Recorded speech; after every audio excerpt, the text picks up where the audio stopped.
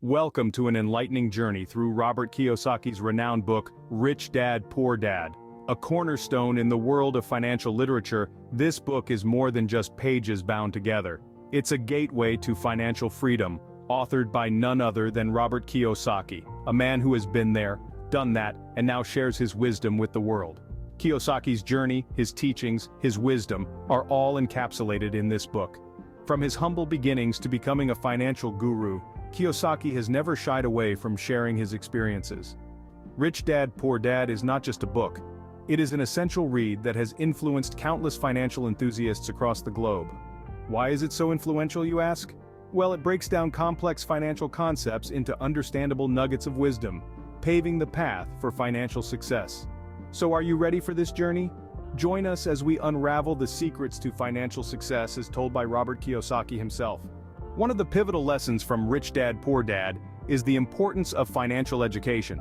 This is a cornerstone of the book's philosophy, emphasized repeatedly by authors Robert T. Kiyosaki and Sharon Lechter. Let's delve into one of their potent quotes, which states, "The single most powerful asset we all have is our mind. If it's trained well, it can create enormous wealth." The message here is crystal clear. Our mind, when armed with the right knowledge and understanding, can be a formidable tool in our journey to financial freedom. So what does it mean to have a well-trained mind in the context of finances? It means understanding the basic principles of money management, investing, and wealth creation. It means knowing how to make informed decisions about saving, spending, and investing. It means being able to discern between assets and liabilities, and understanding the power of passive income. Financial education is not just about understanding numbers and calculations. It's about understanding the systems that govern the flow of money, and how to leverage these systems for your benefit. It's about building a mindset that sees opportunities where others see obstacles. It's about making money work for you instead of the other way around. The importance of financial education extends beyond personal wealth. It's about creating a future that is financially secure and stable. It's about having the freedom to make choices and decisions that are not dictated by financial constraints. It's about being able to provide for your loved ones and contribute to your community. The absence of financial education, on the other hand, can lead to a cycle of debt, financial stress, and missed opportunities. It can lead to a life where money controls you, instead of you controlling your money. Therefore, investing time and effort into financial education is one of the best investments you can make. It's an investment in yourself and in your future. It's an investment that can pay off in ways that are far-reaching, long-lasting, and life-changing.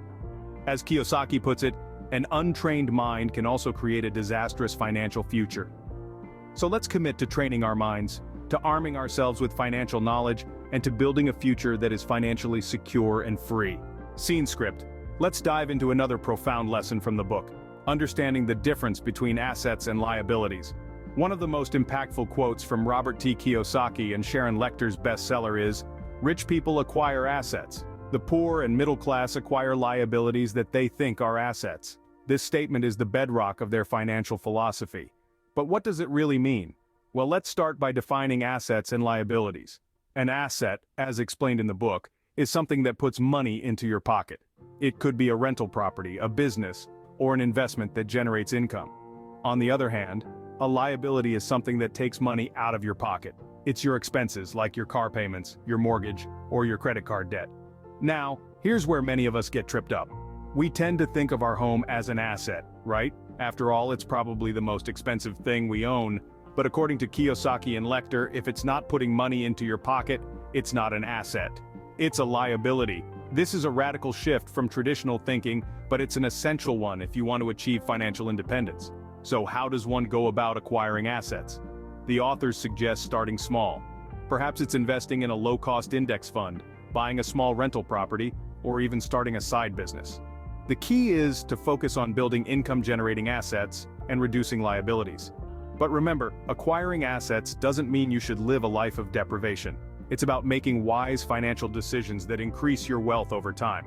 It's about understanding the true nature of assets and liabilities, and using that knowledge to your advantage. So the next time you're about to make a purchase, ask yourself, is this an asset or a liability? Your answer could make a world of difference to your financial future. Remember, the rich buy assets, the poor only have expenses, and the middle class buys liabilities they think are assets. The power of mindset is a recurring theme in Rich Dad, Poor Dad. It's a concept that is woven into every chapter, every lesson that Robert Kiyosaki and Sharon Lechter impart. One of the most profound quotes from the book is, "The size of your success is measured by the strength of your desire, the size of your dream, and how you handle disappointment along the way." This isn't just about financial success, it's about success in life. The first part of this quote, "the strength of your desire," speaks volumes about the power of mindset. A strong desire is the fuel that propels us forward.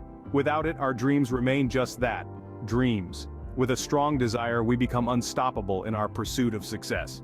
It's the difference between wanting something and actually going out there to get it. Then, there's the size of your dream. This is where the power of mindset really comes into play. If we limit our dreams, we limit our success. A big dream requires a big mindset. It requires us to break free from our comfort zones and dare to dream beyond what we think is possible. It's about having the audacity to envision a future where our success is not just probable but inevitable. And finally, how you handle disappointment along the way. This is perhaps the most crucial part. Disappointments, setbacks, failures, they're all part of the journey to success. But it's how we handle these obstacles that truly defines us. A strong mindset allows us to view these challenges not as roadblocks, but as stepping stones on our path to success. It allows us to bounce back, to persevere, to keep going even when the going gets tough. So, you see, the power of mindset is not to be underestimated. It's not about how much money you make, but how you think about money. It's about having the courage, the determination, and the resilience to transform your financial destiny. Because at the end of the day, your mindset, not your paycheck, determines your wealth. A unique perspective offered in Rich Dad, Poor Dad is the concept of working for money versus making money work for you. You see, most people find themselves in the cycle of earning and spending, essentially trading their time for money. But Robert Kiyosaki and Sharon Lechter introduce a different idea. They say, don't work for money, make it work for you. So what does that mean, exactly? Well, it's all about passive income. Passive income is money that you earn without actively working for it. It's the revenue generated from rental properties, dividends from investments, royalties from books or songs, or earnings from a business that doesn't require your daily involvement. In contrast, active income is the income from a job where you trade your time for money. If you don't work, you don't get paid. While there's nothing inherently wrong with earning an active income, the problem arises when it's your only source of income. It limits your time, energy, and potential for growth. The key to financial freedom, as Kiyosaki and Lechter propose, is to cultivate and grow passive income streams. The more you can make money work for you, the less you must work for money. It's about creating a system, an asset, something that will keep generating income for you even when you are not actively working on it. Think of it as planting a seed. At first it requires your time.